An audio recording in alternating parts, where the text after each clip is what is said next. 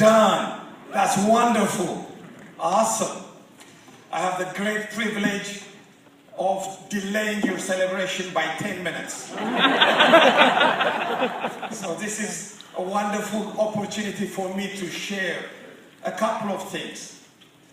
10 years from now, you won't remember what was said here. Probably 5 years from now, maybe even a month from now. Maybe the only thing you remember was a guy with a funny accent spoke at our event. But tonight I chose a verse that is very familiar for each one of you. In fact, you chose this verse to be your verse. So I would love to read Isaiah 40, the last 3 verses. In life, there are 3 things we must know. And these 3 things, whether we graduate, whether we have PhDs, whether we are 70-year-old and full of wisdom, we need to know these 3 things. Number 1, we must know who is God. Number 2, we must know who we are. And certainly, when we are weak, we must know, is God with us? Is God for us? Isaiah, in chapter 40, verse 28, this is how the Bible tells us about who God is. Do you not know, have you not heard, the Lord is the everlasting God, the creator of the ends of the earth. He will not grow tired or weary, and his understanding no one can fathom.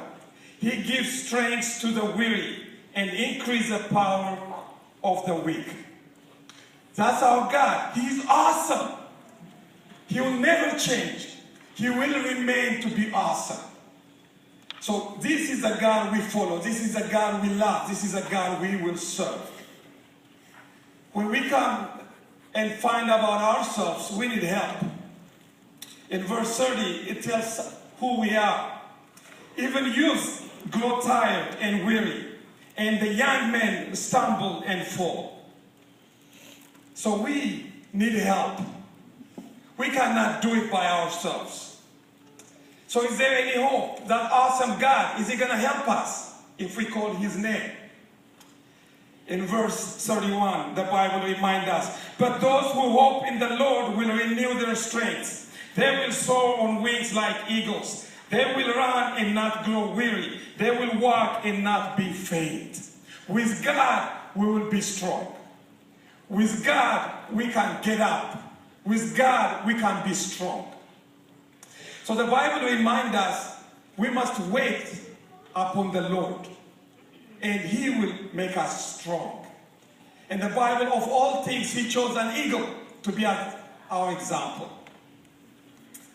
I want to share a couple of things. If you don't remember anything, remember eagle. An eagle is an awesome creation. It flies way high. There is nothing that will stop. When a storm comes, all the other birds will look for shelter. But an eagle will meet the storm head on. The eagle knows he can be above the storm. He can conquer that storm. And we are called conquerors, overcomers. And God, that's how he wants us to be. It doesn't matter what the challenge is, we're going to meet that challenge head on, and we're going to be above the storm, above the challenge. So that's the God who is calling us. He wants us to overcome challenges. The only thing that differentiate us from non-believers is not that we're not going to have a storm or disappointments. We will have the same struggle like everyone. But we have God. We're going to overcome. We're going to fly above the storm. We will be conquerors. We are overcomers. So I want you to remember the God who called you, he called you to become overcomers. The next season of life, whatever the challenge is, remember, you are called to be overcomers. Secondly, eagles fly high. When they fly high, they fly often alone. They're not with a big crowd. They are leaders. You are called to be leaders. You are gifted with great gifts. I have heard all your parents telling the whole crowd here, you are gifted. The good Lord has gifted you. In your area of gifting, you are leaders. So remember, you are called to fly high like an eagle, to be a leader in the area of your giftings, whatever that area is. We fly higher when we are not looking down on the earth. So don't worry about the earthly things. You are called to fly high. When you fly high, you'll be alone with God. You're not worried about what the majority is saying. You don't worry about what others are saying about you. You are called for a reason, and you're going to fly high. So I challenge you, whatever God is calling you, live like a leader. Fly high. And third and lastly, eagles are a wonderful example for vision and purpose. They have a great eye.